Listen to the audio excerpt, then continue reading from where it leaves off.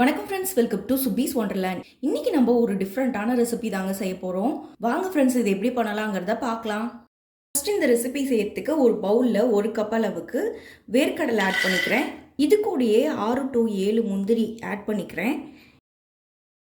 இது கூடயே 3 முட்டையை உடச்சி இதில் சேர்த்துக்கிறேன். இப்போ இது எல்லாத்தையும் நல்லா கலந்து விட்டுக்கலாம்.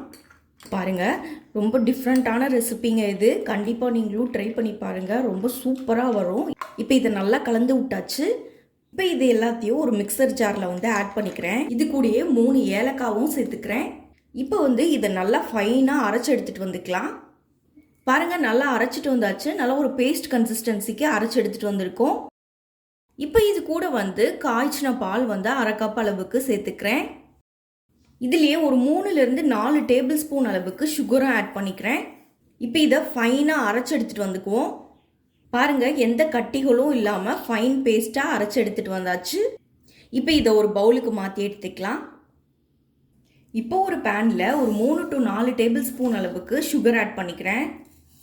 ஒரு 2லேருந்து 3 நிமிஷம் வரைக்கும் இதை நல்லா உருக வச்சு எடுத்துக்கலாம். உங்களுக்கு பார்த்தாலே தெரியும், அப்படி சுகர்லாம் நல்லா மெல்ட் ஆகி வந்துட்டுருக்கு பாருங்கள். பாருங்கள், நல்லா மெல்ட் ஆகி அப்படி லிக்விட் ஃபார்மாக வந்துட்டுருக்கு. இந்த சமயத்தில் நம்ம ஒரு 2 டேபிள் ஸ்பூன் அளவுக்கு தண்ணி ஆட் பண்ணிக்கிறேன். தண்ணி சேர்த்ததுக்கப்புறமா ஒரு 2 நிமிஷம் இதை நல்லா கொதிக்க விட்டு எடுத்துக்கோங்க. சூப்பரான கேரமல் ரெடி ஆயிரும். பாருங்கள், சூப்பராக கேரமல் நமக்கு ரெடி ஆயிடுச்சு. இப்போ ஃப்ளேம் ஆஃப் பண்ணிக்குவோம். இப்போ நான் ஒரு 3 சின்ன பவுல் ரெடி பண்ணி எடுத்து வச்சுருக்கேன்.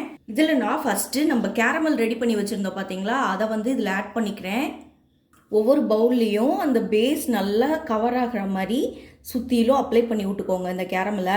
இதுக்கு மேலே நம்ம ரெடி பண்ணி வச்சுருந்த வேர்க்கடலை முட்டை மிக்சரை ஆட் பண்ணிக்கலாம். இப்போ இந்த கப்பில் ஒரு 3/4 கப் அளவுக்கு இந்த மிக்சரை ஆட் பண்ணியிருக்கேன். இதே மாதிரி மற்ற கப்லேயும் ஆட் பண்ணி எடுத்துக்கலாம். இப்போ நான் ஒரு இட்லி பாத்திரத்தில் இந்த 3 கப்பையும் ப்ளேஸ் பண்ணியிருக்கேன். இதுக்கு மேலே ஒரு மூடி போட்டு மூடிக்கலாம். இப்போ தண்ணி வேர்த்து விட்டுச்சுன்னா நல்லா இருக்காது, அதனால ஒரு மூடி போட்டு மூடிக்கிறோம். இப்போ நம்ம இந்த இட்லி பாட்டை ஒரு லிட்டு வச்சு க்ளோஸ் பண்ணிக்கலாம். க்ளோஸ் பண்ணிவிட்டு ஒரு 10 நிமிஷம் இதை நல்லா வேக வச்சு எடுத்துக்குவோம். ஒரு 10 நிமிஷம் நல்லா வேக வச்சு எடுத்தாச்சு. இப்போ இதை நல்லா ஆற வச்சு எடுத்துக்குவோம். அதுக்கப்புறமா இதை வெளியில் எடுத்துக்கலாம். இப்போ ரெடியான புட்டிங் எல்லாத்தையும் நம்ம அப்படியே ஒரு பிளேட்டில் மாற்றி எடுத்துக்கலாம்.